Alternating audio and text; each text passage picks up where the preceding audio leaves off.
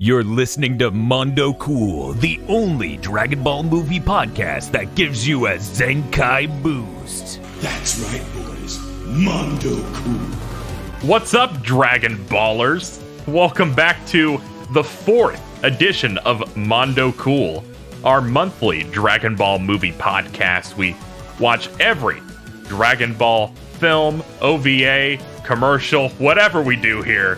We do that, we review it, we discuss it, we have great segments, and it's a fun time for everybody. And this episode, we have Dan and Bob Video Games from GigaBoots.com. That's right, Bob. Mondo Cool. Very cool. Okay, Very Mondo cool. I was like, Bob says nothing. Yes. Oh no, he died to an energy blast during the intro. Very tragic. And of course, Mr. Feel. I hate the media! And I'm part of the media, KZ. And this is a special show that we got due to our Patreon goals, so it's a major part of that whole thing. And you can actually get access to the show early, and Feel's going to tell you how. You can get Mondo Cool early by going to our Patreon at patreon.com/gbpodcasts. $5 a month or more gets you Mondo Cool early and other bonus shows and content. That is patreon.com/gbpodcast. Now, of course, with this being episode 4 of Mondo Cool, we have finally moved out of the movies that you probably didn't think of when this show was pitched to you. We are out of the Dragon Ball era. We're moving on to the very first Dragon Ball Z film. That first film being Dead Zone. Or, as it's said in Japanese, Dragon Ball Z, Return My Gohan. What? No way. Oh, I'm sorry. Dragon Ball Z, Ora no Gohan o Kaese. Ah, sugoi. Sugoi. Wow, are all the Japanese titles bad? Yes! They're all statements, I guess. Dakatane. Now, I'm really excited to talk about this one. As usual, we're going to throw it to Dan. We're going to talk about a lot of the broad strokes of the film and scenes that happen inside its film-like sphere. Now, contrary to prior movies in this series that we've covered, this is not a recap of anything. It is not an abridgment No, we're into of anything. We're into mostly new content now. It is almost like they decided to make a movie set in Dragon Ball, but with a Yes. story. Weird. What a concept. New villains. We get introduced to 3 raw-ass motherfuckers who beat up Scott McNeil at the beginning of this. Yes, you watched Ocean Dub as well. It's so good. God, his Piccolo is fucking great. His Piccolo is incredible. It is really, he just fucking hits the nail on the head. He's really great at that. To the point where I wish Sabat just handled Vegeta and he handled Piccolo in the Funimation dub. That would have been amazing. perfect. Yes. That Has would he have been done stuff perfect. for Funimation? He did Full Metal Alchemist. No, I didn't watch any of the dub of that. Yeah, he did Full Metal Alchemist. I think he's done some other stuff. Greed? No, he was. He's end characters. Oh, okay. He's important ending thing. Gotcha. Look, we're here to spoil Dragon Ball.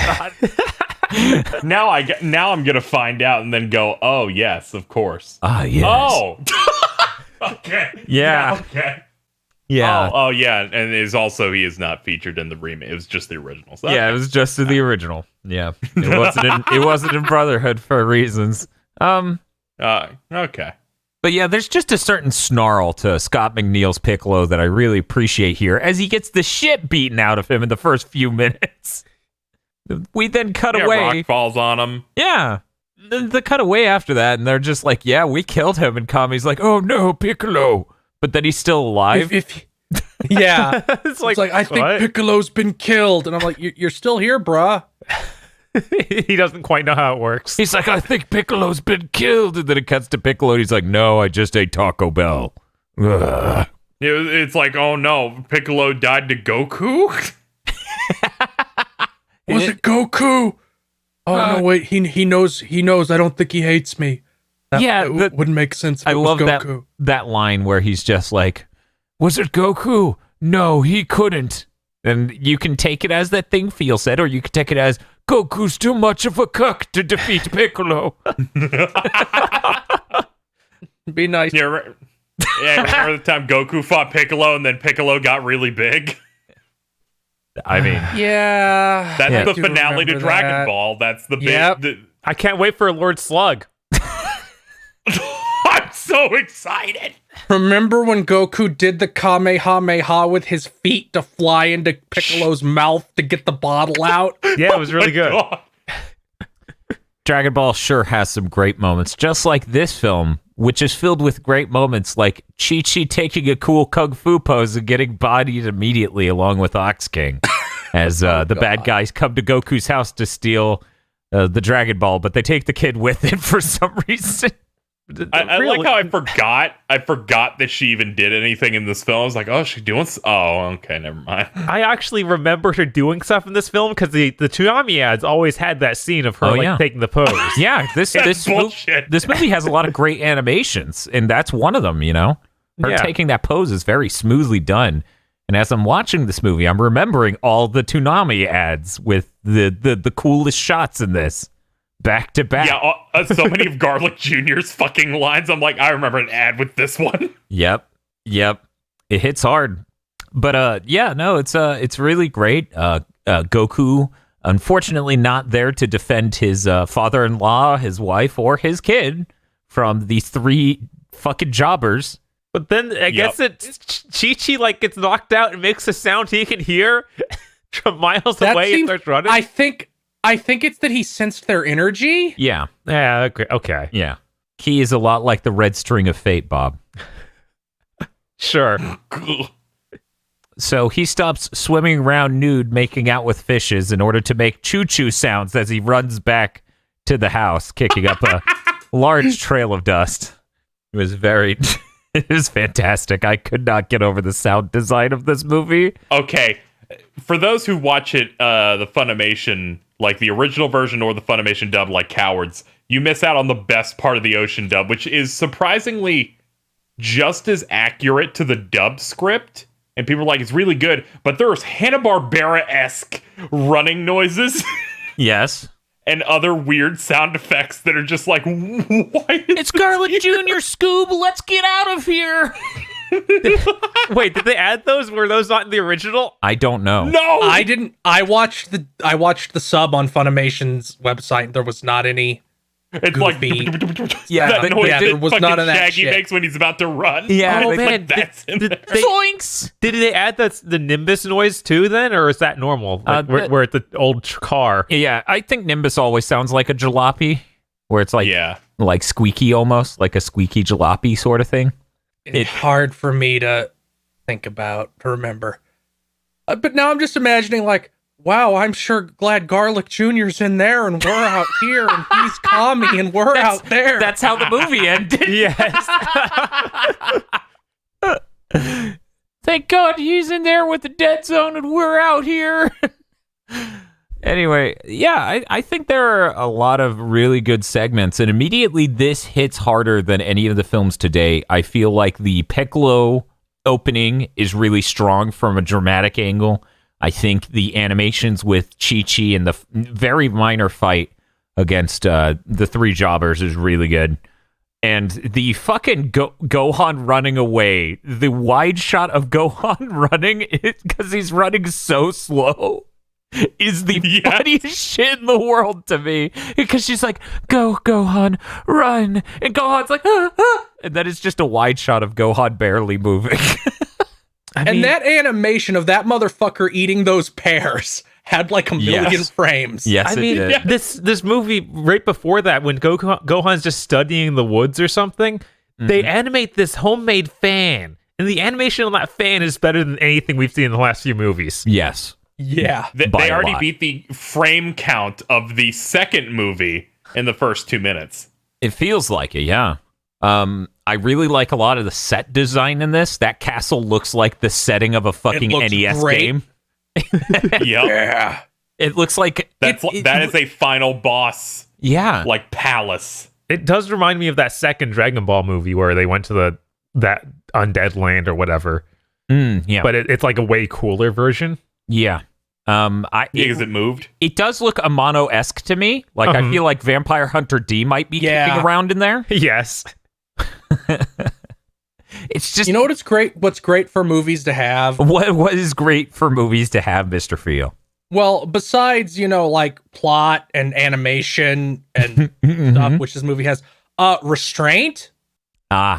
Is the restraint saying, no, you're not putting them on a plane and you're not taking them to the castle as well? No Bulma. Yeah, the restraint is like, there's no scene where Bulma's like, come on, Yamcha and Krillin and Tien and Chaozu and Master Roshi and Launch and Bulma and Crane Bulma's Hermit. mom Bulma says to Bulma. and everybody fucking else has to pile into this fucking plane to fly to Garlic Jr.'s castle. No, there's none of that. No. Including the jobbers, They were there's used like 7 properly. characters. There was the part where Krillin shows up like, hey, Goku, you need some help? And Goku's like, not really. I was kind of pummeling all 3 of their dicks at once, even after they powered up. Yeah. He needed to be there to receive the piss. Yeah. No, that's I that was the moment where I'm like, yep, we're still watching a movie in the Dragon Ball universe. Yeah, I was like, oh, what's Dan's least favorite part of this movie going to be? Probably that. Yeah, probably peeing in Krillin's mouth. And the sound design for when it went to his mouth instead of just on his face, I was like, this is too much, man. I don't need to hear it going to his gullet. That kid pissed for like 25 seconds. Yeah. I mean, that kid was shit-faced. yes. We needed that sequence of him getting shit-faced. I mean, to be fair, that is a fantastic sequence because after they kidnap Gohan and Goku hasn't made it yet to the incredible, amazing-looking castle that Garlic Jr. inhabits, Gohan runs away and eats fruit off of a tree that apparently lets him get shit-faced drunk. That is I do like sequence. that. It's like, okay, what are these fucking jobber assholes? What do they do when they're not out like beating people up? I guess they just sit around and eat the fruit that makes them shit-faced. Yeah, absolutely. Cause the one, I think his name is Nicky. That's the one that has like the white hair. I think that's right. He takes the apple like, this fucking kid, I need something to take the edge off. Like it's the kid's fault. He's like, man, this kid yells and screams a lot. Could you Look, I imagine? better get drunk. Could you imagine a slasher villain being like, man, these teens yell so much and then throwing back a beer? We'll talk about prospective movies to write later. God, these kids, they complain so much. But yeah, no, aside from the jobbers being relatively weak in that you don't get to know them for very long, Ginger, Nikki, and Sancho, they still have really cool designs, and I like the fights with them. Oh, man, if we listened to the Funimation dub, Ginger would have been Troy Baker. Oh my god. I'm going to have That's check that the out. scene that I remembered the most from the Ocean dub, in which they're getting ready to transform and bulk up, and then they go, gingerbread, tutti frutti, pepperoni. Yeah, and it's really Funimation weird. apparently had a different dub. What did they do, Phil? it's the same for the first 2, but Sancho, the big guy, yells, cheese! As he throws his hands out. That's really And good. I'm like, they're both ridiculous, but screaming cheese or screaming pepperoni. Jesus Christ. But yeah, it seems like they actually have someone work on choreography for this. Yeah, Like, it no, looks- this seemed like a real martial arts film to some extent with stances. And Yeah, it was great. it was fucking weird. But yeah, no, it was incredible. That entire sequence with when they use their like body swords and Goku shitting his pants during the entire scene. Yeah, those guys screaming and having swords pop out of their skin was really cool. Yeah, It was kind of crazy that those, like, 2 of them could do it and the other one couldn't. Or maybe Piccolo killed him so and Piccolo fast. just eradicated him before he could. That's the only thing that I really didn't. The only thing that I think could have been better. Like, you could have cut Krillin and him having pee in his mouth to make the fight, but to fight the make the fight between Piccolo and him longer than 15 seconds. No, Just- Piccolo needed that. You can't sneak up on me this time. Guys, this is a bit of a tangent, but I feel it's worth it. In the 2003 animated drama film Ben-Hur, Scott McNeil voices Jesus Christ. Okay. Thank you, Dan. Charlton Heston plays Ben-Hur, but Scott McNeil plays Jesus. Anyway, back on topic. Yeah, no, the three-way fights in this are really cool. I like how they escalate things until Piccolo shows up and he's like, I'm not here to fight all three of you at once. Fuck you. I'm going to hunt you like I'm an axe murderer. Like the fact that, what was it? Which one? Remembering their names is difficult. Yeah, they blur them out like once. The gremlin one with like the gray alien head is Ginger. The one with white hair is Nikki, and the big one is Sancho. Okay, so yeah, Sancho goes after Gohan. You know, he's between Gohan and Krillin. And the floor beneath him blows out because Piccolo just blew it up to hunt him for sport. Like, it's so fucking nuts. But yeah, there's so much more. I feel like there's a lot more thought put into the choreography here. Like, overall. Piccolo's still a bad guy in this part of this part of the continuity. Yeah, it hasn't gone seconds into the future where he's not a bad guy. Yeah. Yes. Yeah. Not yet. This would be this. You could almost say this is a Dragon Ball movie and not a Z movie because it's before even like the Raditz stuff ends up happening. I love the thought that this movie ends with Goku being like, I'm gonna wait a while before I tell Chi-Chi. Wait until Gohan's older. And then I just imagine him telling her, and she's like, Goku, that doesn't make any sense. When could that have even happened? And he's like, well, it happened. Well, I guess it would have been before I died. When did this happen? Gohan got kidnapped by big guys twice, and both times I teamed up with Piccolo to fight him. Should we make that a segment in which we try to fit this into the canon? It's going to get real fun when we hit No, because Lord's Revenge. the next three movies are all impossible. That's what makes it even better. Yeah. Yeah. Like, just trying to hunt down when that could possibly be. But see, that's the thing. That's the conversational segment. I feel like that's every moment of the podcast. Yes, that's Okay, true. you're right. I mean, I've been part of the insane part of the Dragon Ball fandom for 20 years. I can take a good shot at this on every single one. Oh, I'm excited. This one takes place between Dragon Ball and the Star to Z. There, it's easy. Oh, okay. This is the easiest one, and yet There's a couple that are still like Krillin didn't know who Gohan was when they met in Z. right. I really like the idea that every ally of Garlic Jr.'s has a really cool special ability of getting huge, and then Garlic Jr. also has a special power where he gets huge. It's I think they're supposed to be the same race, like all four of them. Okay, that would make sense. Garlic Jr. doesn't get arm blades, though. Only they get arm blades. Garlic Jr. has the ability to summon the Dead Zone into the sky, though, so that's pretty cool. Even in the filler arc where they bring back Garlic Jr. and he gets owned in the exact same way again, he doesn't get any like new moves at all. No, he shoots the belly beam. What are you talking about? Yeah, he's got that belly beam. Oh my god. I'm just like he possesses, like, he's the only one in the Dragon Ball universe to become immortal, but he also possesses the only one. He's the only person who possesses the power to own himself. What you're saying is, yeah, but also they have to ignore that the evil containment wave exists at all for Garlic Jr. to work even a little bit. Oh yeah, Master Roshi's fucking jar where he can just seal anyone in it. Goku can do it too. They were going to do it to fucking Zamasu in Super. God damn it, fuck Dragon Ball Super sometimes. And then Goku's like, oh damn, I forgot the jar. Guess we just better beat him up. I'm gonna fucking kill myself. When's Garlic Jr. coming to Dragon Ball Fighters? I don't know, but he needs to. We also need that song from when Gohan's drunk. Oh, the It's classic.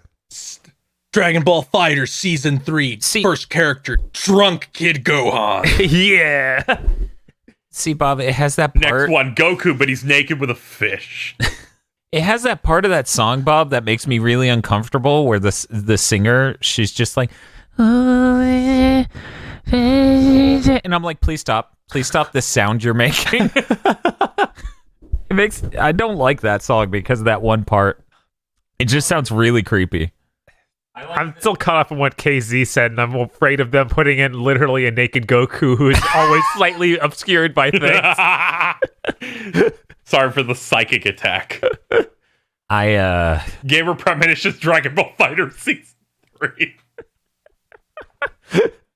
Highest selling DLC ever made.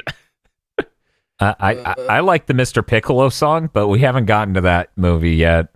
I don't remember what movie that's in. I remember the World's song. Strongest. Oh no! Nice. Oh. It's really great. It's fantastic. Even that song should be in Dragon Ball Fighters.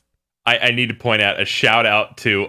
I was panicking because I'm like, fuck, what release would have the Ocean dub on it? Because I'm like, I know the streaming sites aren't gonna carry that. So I'm like, fuck it, I'll Google and find this out. And I watched it on archive.org. Yeah, that's What? archive.org has a lot of stuff. Someone dumped the DVD and it put it into a playlist of videos. One of the videos is 10 minutes and it's just the menu looping. Okay, that's funny as hell. That's not how Your I wish watched has this. been granted, and it just did that over and over again. Yeah, I just watched it on the Funimation site. I was like, I need the good free voice trial cast for for it. the first 3 movies, and then I can go back to Funimation.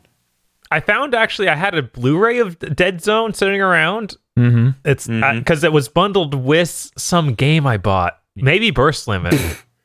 Yeah, see? Value. Oh, It's like there's no way this is actually any good quality at all. Burst Limit 2 had the There's no Burst There's Limit what? 2. there's no Burst You're thinking Limit of Raging 2? Blast. I'm thinking of Raging Blast. Okay. All right. I was like, Burst Limit 2? What's happening? You're like, no, is a meme about to begin? Look, Raging Blast is the one that had No, Raging Blast 2 had the Plan to Eradicate the Saiyans update, didn't it? Yeah, it had Hachiya. Yeah. Maybe Raging Blast is the one I thought looked surprisingly good for the time. They were the Tenkaichi games, but on current gen. At the time, current gen. And then there was the one where you had like a weird create a character. anyway. Dead Zone. Yep. So Yeah, I think all the fights in this are really well choreographed. The only time they start to not be is once the ending occurs, which isn't even a real fight. It just becomes a power rage battle. But I still think the battle where Goku and Piccolo team up against buff-ass Garlic Jr. Sorry, Riku-sized Garlic Jr. Yes! I like the part where they're both pushing him for some reason, like they're playing Smash. That's us whenever Dan's like, I'm almost at 100 kills.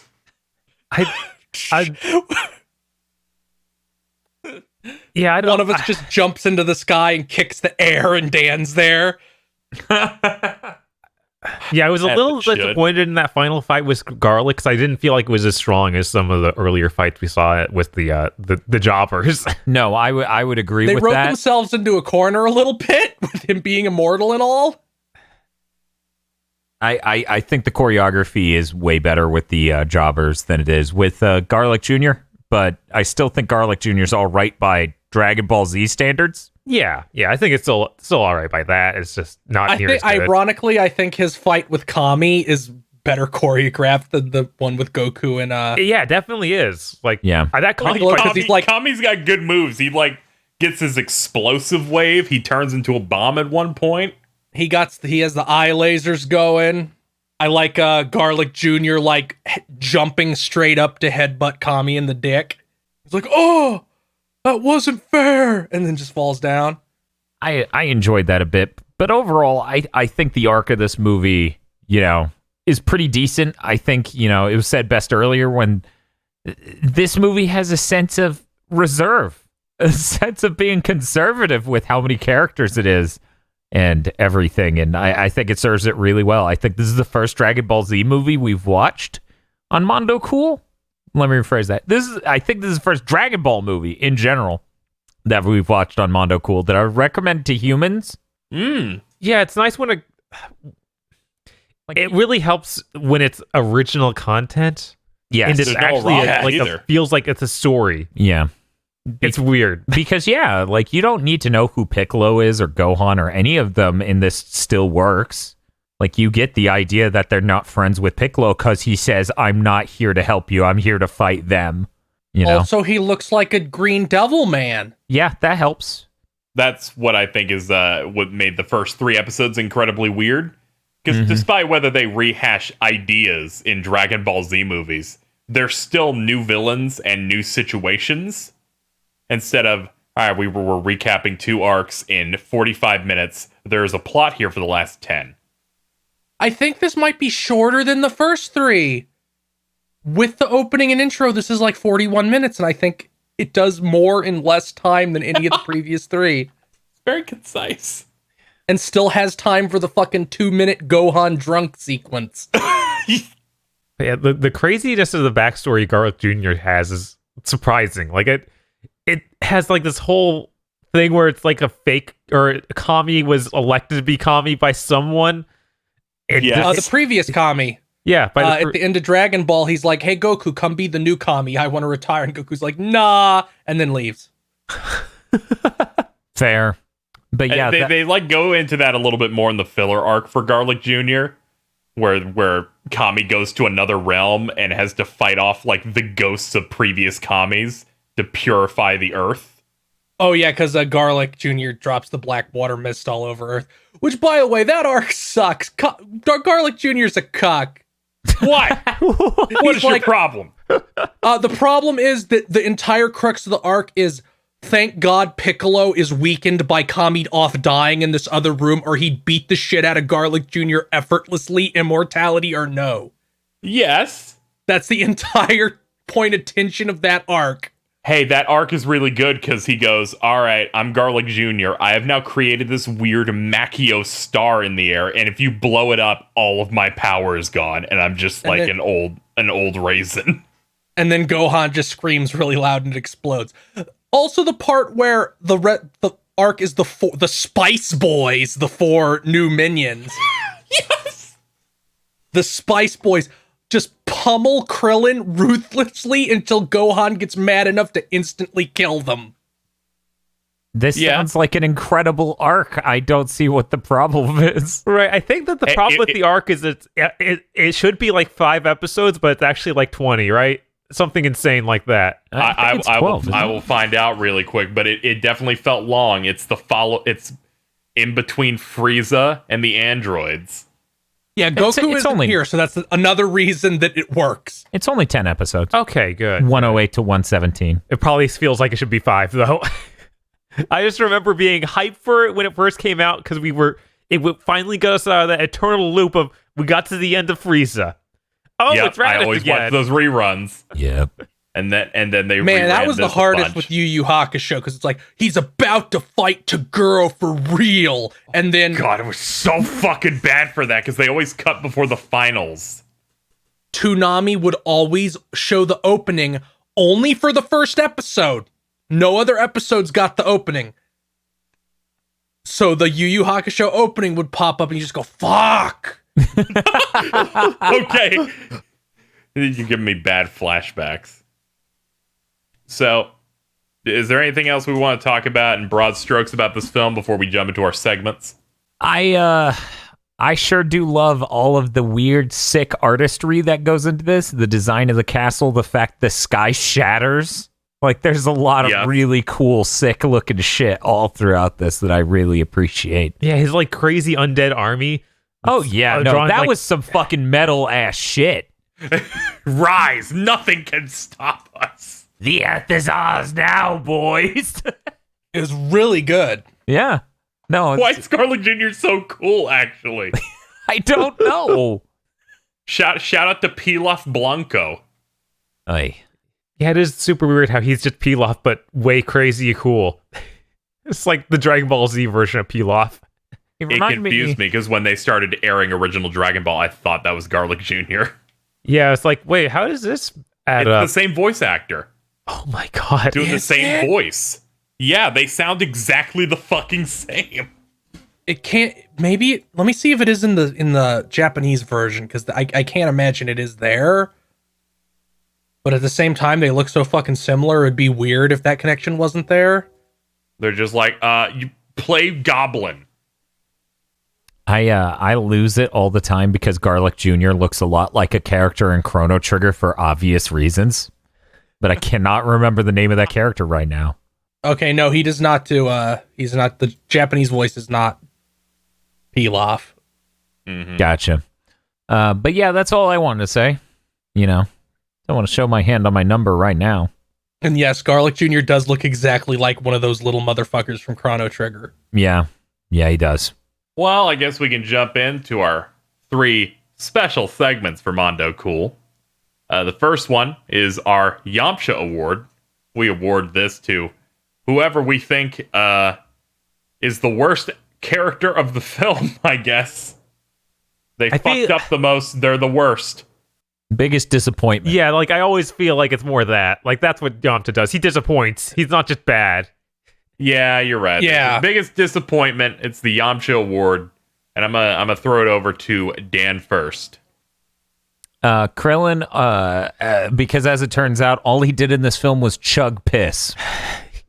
He almost saved Gohan. He was almost good enough to do that. Dude, But no, he he didn't. couldn't even walk past Piccolo once without cringing. It's like, oh no, he owned me before. He's gonna own me again.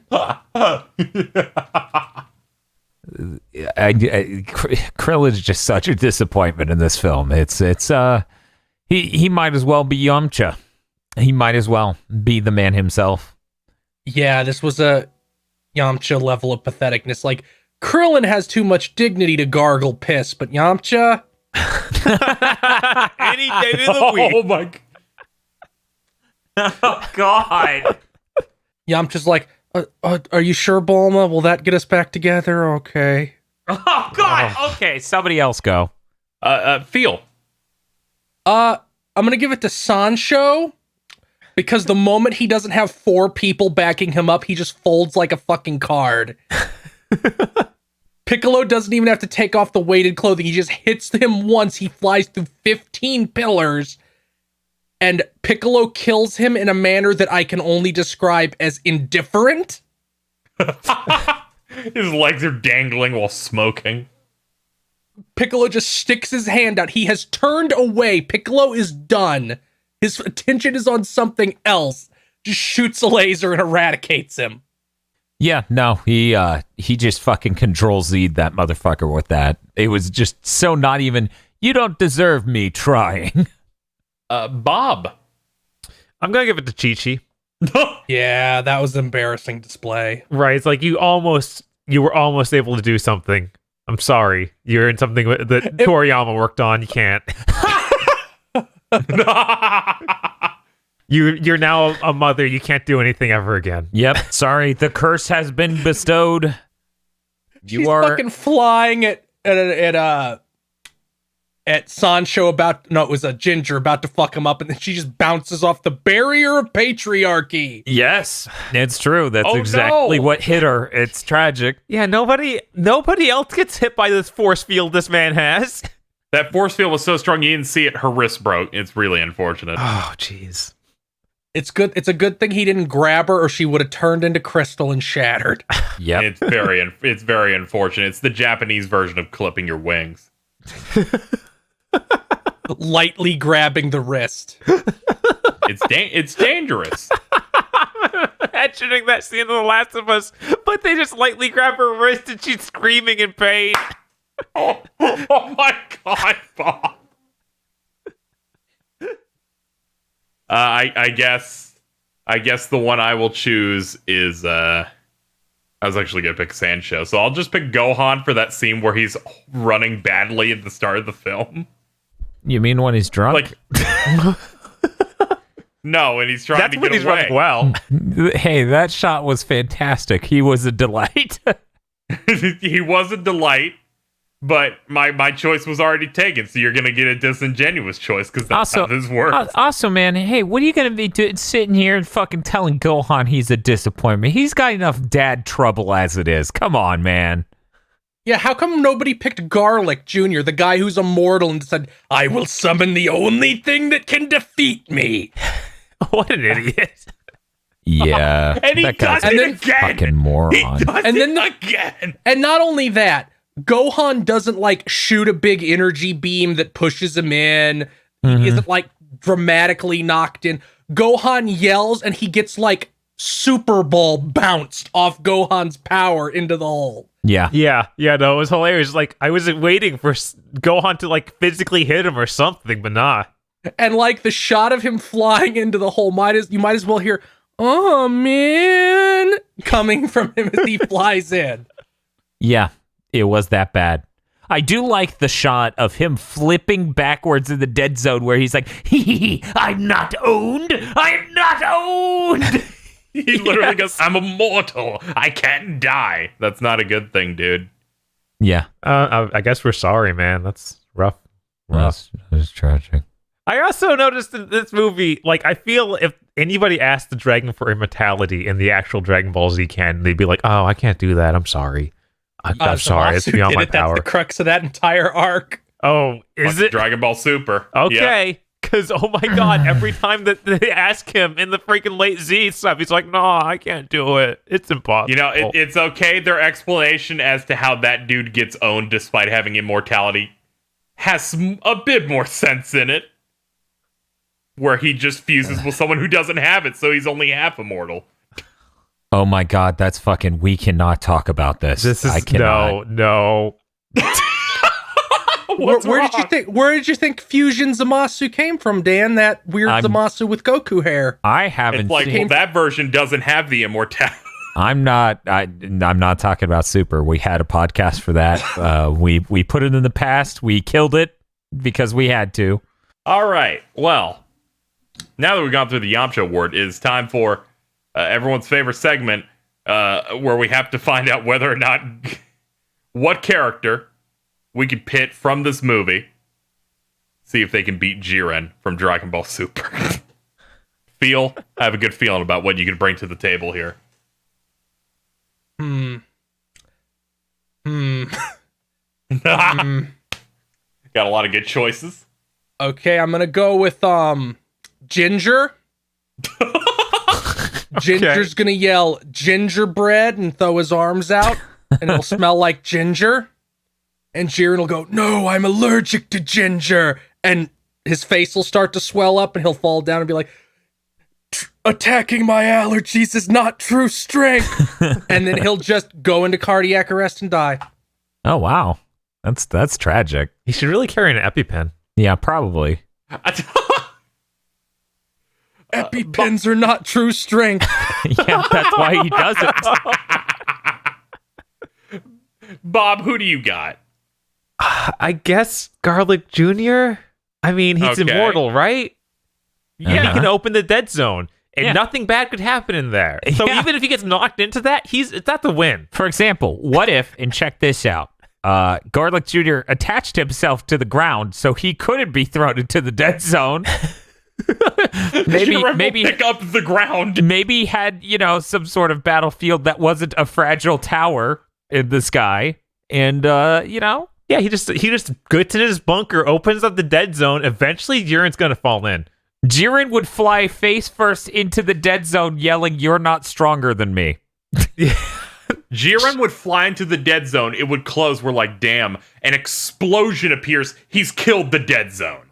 Yeah, that's exactly true. how that would go. That's actually He true, gets yeah. frozen in time and then just breaks out.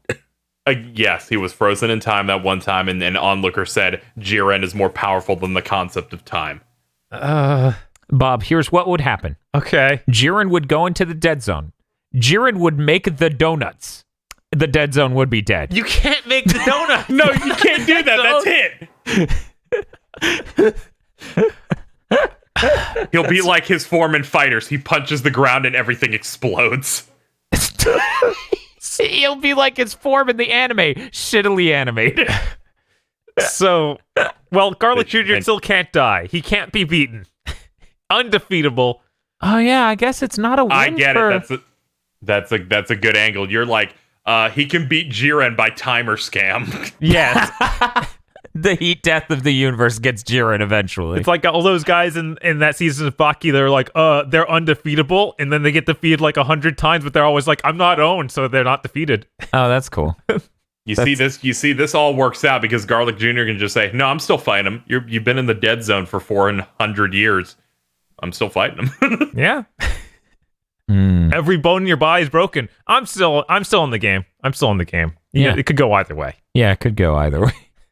Yeah. Dan, Yeah.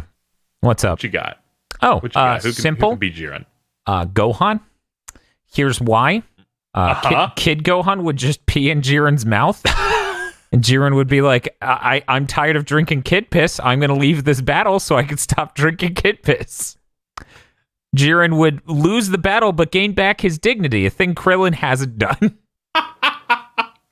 Here, I thought it was going to be something about the unlimited potential of child Gohan. Oh, no, just kid piss. Just chugging some piss. The huge. Yeah. Just another day for a Toriyama character. As bad as Chi-Chi has it, she didn't chunk kid piss. Right? So yeah, I'm gonna say Kid Gohan because only he has the bravery to piss in Jiren's mouth. The theme of this podcast is kid piss. I think that's the theme of Toriyama. Let's be real. I watched some GT. Step into the Grand Tour. Toriyama likes piss and shit. Those are the two funniest things that he thinks exist in the world. Step Field, into the did you Grand go? Tour and get your solo cup. Did you go feel? I forget. Yeah, I went. I picked Ginger. He killed Jiren via okay. allergy scam. All right, my pick's gonna be Sand Show because he died too quick for us to know if he had a body weapon, and what if his body weapon kills the specific type of alien that Jiren is? We didn't know. It could have been a grenade launcher. We don't even know. It could have been literal Ginger. He's just like, and he pulls, and it's just a Glock gun. But yeah, that'll be my pick. Okay. And moving on to segment 3, which has gone through a couple of redrafts, but as of last episode, what we do is we take the villain of this film, Garlic Jr., and each person presents a character from Canon Dragonball and says, you think Garlic Jr. can beat that? And somehow this is an idea that has endured. Oh no, this is a good segment. Yeah, it's one of my favorites. It's great. Okay, then I'll have you lead the charge. Birder. Can Birder defeat Garlic Jr.? Who wins? Who wins? I just want to see the arc that is Garlic Jr. going up against every member of the Ginyu Force, but I thought it was funniest if he fought Birder. I guess Birder? Birder's really fast. I mean, Garlic Jr. would win all of these by timer scam, technically, but if we're assuming, like... No, like always, he opens the dead zone. If he gets in there, he loses. Yeah, whereas Birder's too fast to fall into the dead zone. Okay, that and makes Garlic sense. Jr.'s stupid enough to shove himself in. What a dumbass. Also, check this out, okay? Birder was 762 years old when he died. What? You don't get that old by being stupid enough to crawl into the dead zone. So I think he's going to win that. Isn't Garlic Jr. like 400 years old or something? Was it 300? 300, 400. I think he was 300. 300 years old?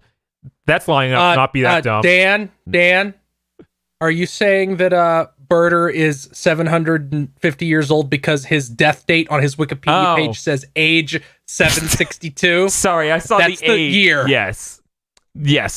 Sorry about that. That is, but I like the lore where he's at like Wookiee old, like where he's just an alien race that lives way too long for some reason. But you're totally right. Yeah, I did not know the years in Dragon Ball are written as age number. Huh. Yeah, that's weird. For example, read this. Age 762 is a major year in the Dragon Ball universe. It's a major year, okay? They opened a McDonald's in town. That's pretty good. Zenkai Nugget. The entire Frieza arc from the Ginyu Force to the end takes place on Christmas Eve, according to this. Shut up. Get the fuck out. So are you trying to tell me that Dragon Ball Z, the Namek arc, is a Christmas arc? From the point the Ginyu Force arrives to the end, yes. Okay, I love this autocomplete on Google because I typed in Birder and then I typed how old and it popped up, how old is he? And I love that someone's out there going, Birder, how old is he? That's the way they type it in. They're like, I gotta ask a question about Birder. Fucking what kind of question? How old is he? How old is he? I want to learn more about Birder. I'd have my pitch. Okay. I have my pitch here. Yeah. Can Garlic Jr. defeat Pui Pui? Now, for context, Pui Pui was from the Majin Buu arc. He was one of Babidi's minions who dies in half of an episode. Yeah, he's a total chump.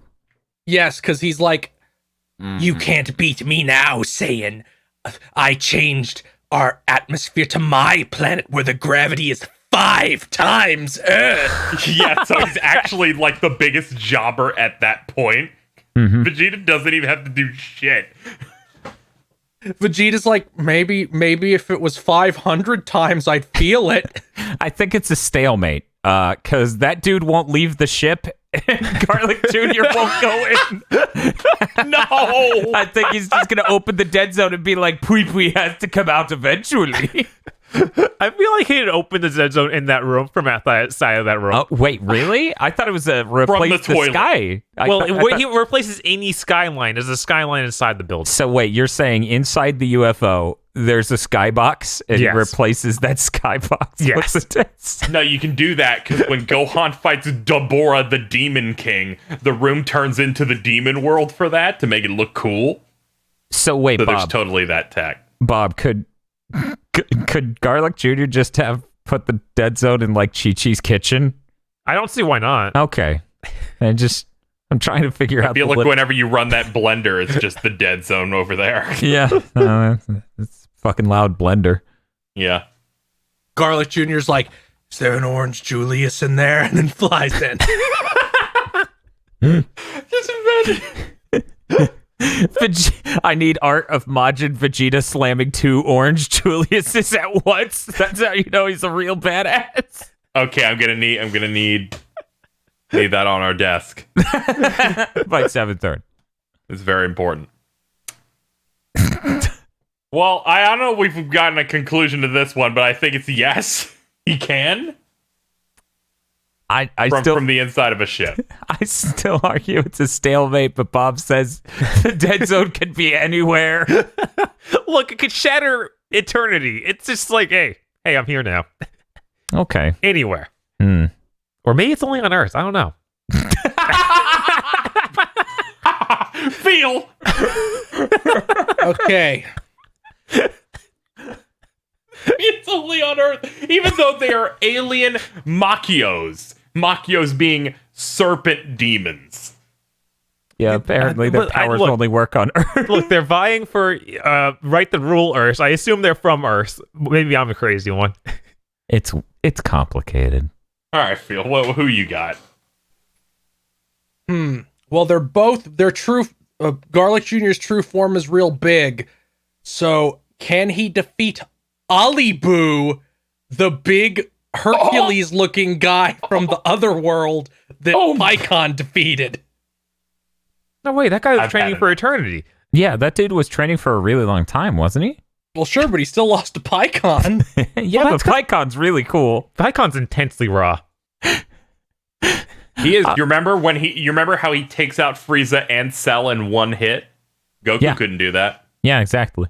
Olibu has a very strong Hercules the TV show. He has a Kevin Sorbo energy that I appreciate.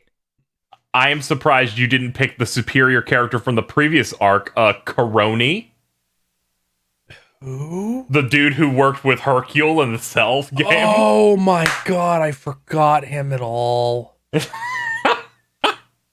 Was he one of the Hercule's students? Yeah. Yes, Yeah, he's like, I'll let my students fight Cell, and then Cell just fucking pitches him over the horizon.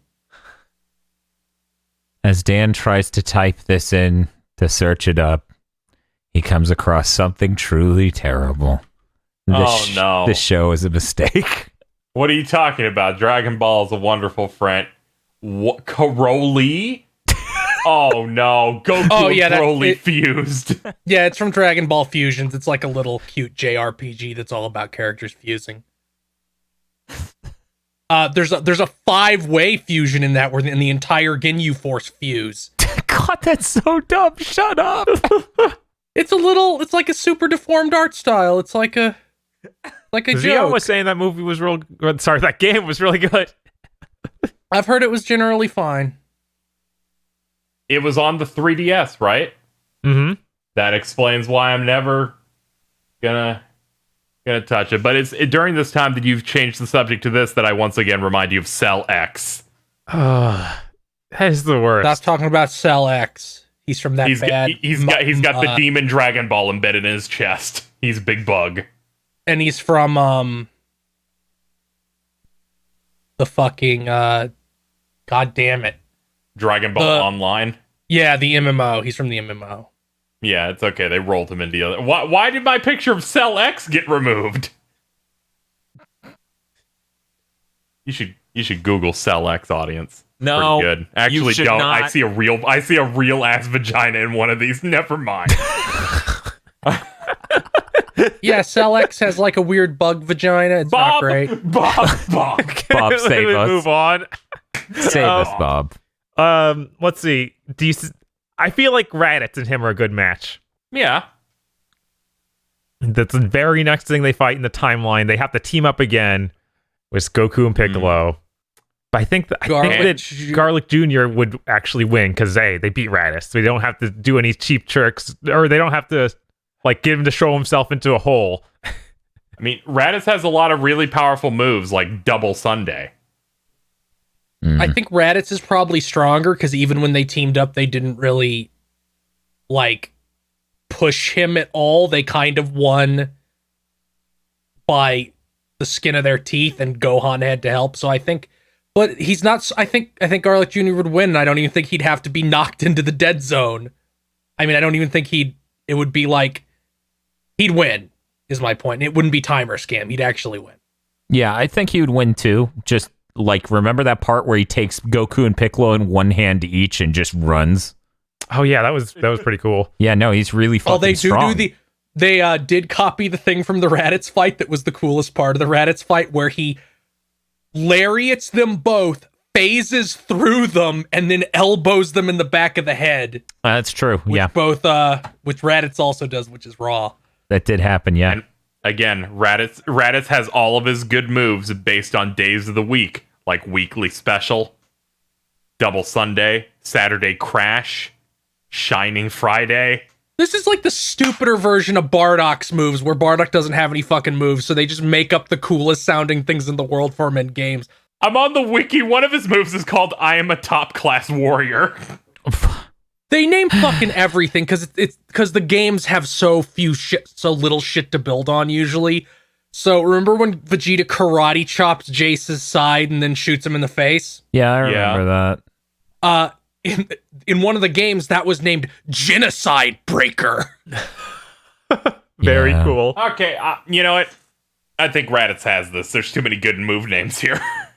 Well, now that we've done our important segments that must always be existing because they're delightful, it's time for our final thoughts in the form of a review and a score, the score being ranked 1 to 7 stars. And we'll lead off with Bob. Sure. I think this is the first legitimately good Dragon Ball movie that we've watched. It's actually got a lot of fun sequences, some cool animation. It looks a lot better than I would expect a typical episode to look, unlike some of those other movies we've watched. And yeah, it's legitimately something I enjoy. I'll give it a 6. I feel like there's room for something to be better, but this is like the best, almost the best I can expect from a DBZ movie. All right, we'll move this over to feel. Dragon Ball Z Dead Zone / Dragon Ball Z Return My Gohan is the first Dragon Ball movie we've watched on this that I might recommend any human being seek out and watch. That sounds familiar. And he gave one of them a 4. Did I? Yes, you gave the first one a 4. Oh, that was a mistake. What are you talking about? It's Oh, it the had perfect apples. middle. But I will give this a 5. I think it is quite good. I think there's a couple more that might beat it, so I can't quite give it a 6. But yeah, this is if only they were all this good. Well, overall, I think Dead Zone was a delightful time. Really good fight choreography for the most part. Some really well animated stuff. The overall look of the main set, that castle's really cool. Garlic Jr. is kind of dope. And that dub was delightful. I'm giving this a 6. I think that this was really, really strong. And I'm looking forward to the next ones as well, because I had a pretty high opinion of World's Strongest, but I haven't seen that one in years. We'll have to see. And that brings it to Dan. It had chugging kid piss, so I'm gonna have to give it a 1.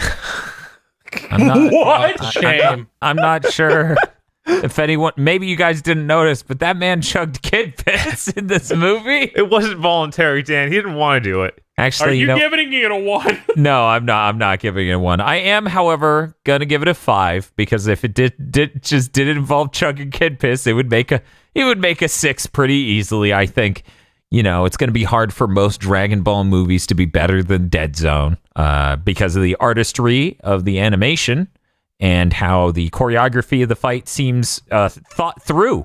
In fact, well thought out at all. And I think that's going to put it above most Dragon Ball films easily. All right, well, going through the scores here, we have given Dead Zone out of a possible 28 points, giving it a 22. That's pretty good. That's pretty good This for a is movie that involves chugging kid piss. Mm-hmm. That brings our rankings. The worst Dragon Ball film via our scores is Sleeping Princess and Devil's Castle, which got a 9. Accurate. So that's coming in 4th. Then tied for 2nd. Can I lower my score for Curse of the Blood Rubies? I think you should be allowed to lower your score, yes. I believe in punishing for lack of foresight. Dude, there's going to be like 20 of these movies. We can't do this. Yeah, no. Bob 20 also movies gave it of a us 4. going, remember that time you gave it a 4? Bob also gave it a 4. Yeah, what? Yeah. I stand by that. I feel like that's the most middle of the road movie they could possibly have made. Correct. Okay. Updating this now. Coming in 4th is Sleeping Princess and Devil's Castle with a 9. Coming in 3rd is Curse of the Blood Rubies with a 12. Coming in 2nd, Mystical Adventure with 13 by only 1 point. And then beating that by 9 points is our new leader, movie number 4, Dead Zone. Yeah, it's a good movie. Definitely beats the pants off the rest of these. Actually feels like a movie. And I'm losing my mind at the fact that me and Dan have the exact same order of ranking the movies from 1 to 4, being 4, 3, 1, 2 in terms of what our rankings are. I can't handle all these numbers. We have a spreadsheet. It's happening. This is the only scientific way to find out what the best Dragon Ball Well, film to be fair, since Feel's numbers are now ambiguous because movie 1 and movie 2 are the same number, he could also technically have the exact same hierarchy. And looking at Bob's numbers now, he has 2 numbers that are identical, but, you know, if we interpret them a certain way, I think it's pretty unanimous that everyone believes that the best movie is the 4th movie, and then the 3rd movie, and then the 1st movie, and then the 2nd movie. I'm glad we were able to figure this out together. That's science. To set us up for next time, Bob's gonna read a thing Phil wrote because that seemed like a good idea 3 months ago. Did it? Good the first 3 times. It'll be fine. Sure. I haven't read this. I never proofread these. I just go. Yeah, I'm glad. Exactly. I'm glad. After a hearty Italian dinner, the next film stands on the horizon. Bio-androids, recolored Cybermen, and a brain that frankly really just should not exist. Beyond GigaBrained, it's a terror brain. And the only thing that can destroy a terror brain is the world's strongest. You gotta Next time on Mondo Cool, Dragon Ball Z, world's strongest. We're out. This video was brought to you by the power of the legendary GigaBoots executive producers: Vincent Pover, Nicholas Cameron, E. Lee Broyles, Star Falcon, Spaceman Spiff, Danny Richardson, Dryzart, Red Blaze 27, and Texas Man joins Smash. Thank you for lending us your power, our executive producers. And also these guys. If you want to become powerful like our executive producers, then head on over to www.patreon.com/GigaBoots today.